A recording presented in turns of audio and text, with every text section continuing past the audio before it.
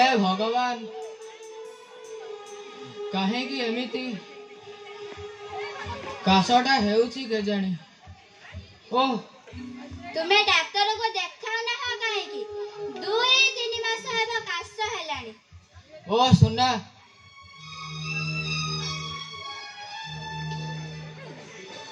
तुम्हें एमिति व्यस्त हो पड़छ कहीं काशटा हेउची आपणा छाए भल हो जीवनी। मु जानी छी तुम पाखरे पर पैसा नहीं सेथि भाई तुमे डाक्टर पाखो को जाउना केते मिछ कहूछ कुह त एमिति केते दिन हमको मिछ कहूथिबो। तमे जानो सुना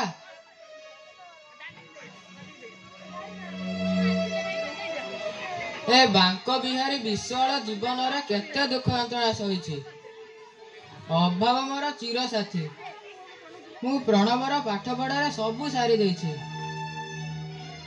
जहा घरटिया खंडिक थिला ताकू भी साहुकार पाखरे बंधक देछि। चाकिरी कला बाहर रहिला मु कण ताकू हाथ बाती मागिबाटा ठीक हबो। मोर भगवान पाखरे एति गुहारी से भलरे रहू। हाँ हाँ से भलरे रहू। प्रणवर गतिविधि मते केमिति लागुछि से हमको भूली जीवनी त सेमिति अशुभ भावना मन को नियनि सुना। बड़ ऑफिसर व्यस्त रहउथबो समय हेले बळे आसीबनी से कणा मु भूली पारिबो। श्रवणटी मोर हतभागा जन्मरु बापा माँ को हराइला आमे ताको कोलेई नेले जे ता पई किछि भी रहिलानी।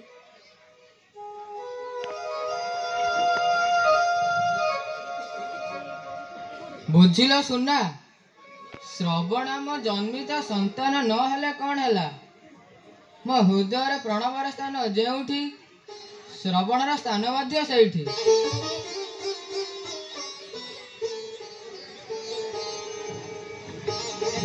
पिलाटा आम मुहरे हस टिके देखिबा को केते जे परिश्रम करूछि।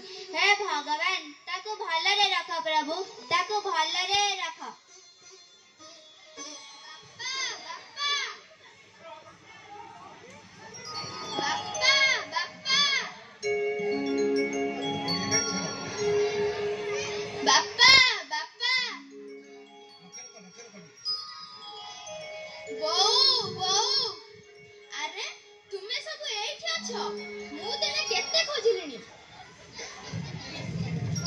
मो बापाटा बरा तू चालिलो मु तते खाइबा को देबी मो रूपार मुह कळा बडी गलानी।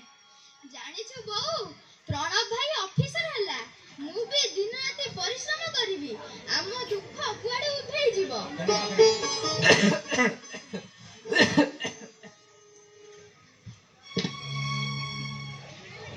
बापा तुमे एमिति कासुछ काहेकि मु लक्ष्य करिछि तुमे बहुत दिन हला कासुछ चलो डाक्टर को देखाइबा। देख पागलटा मते टिके ठंडा धरिस तो सेति पई कासटा हेउछि आपणा छाए भलो होई जीवनी। अरे श्रवण तू हम सेवा करिबो बोली जानी जानी पाठ छाडिलु पाठ पढ़ी चाकरी करी दूर रहिले हमको भूली जेबो बोले कहलु घर पाई तू दिन राति खटुछु तोरी रोजगार रे ए घर चलुछि आमे दीटा दाना पाउछु तू पुणी सेमिति कहनी ला बौ तुम छड़े एते बड़ दुनिया रे मोर की अछि कहलु। प्रणव तो गला जे गला बापा माँ दीटा कौन करुछंती दिने भी पचारिलानी तू कहे कि आम पाई दुख पाइबु। बौ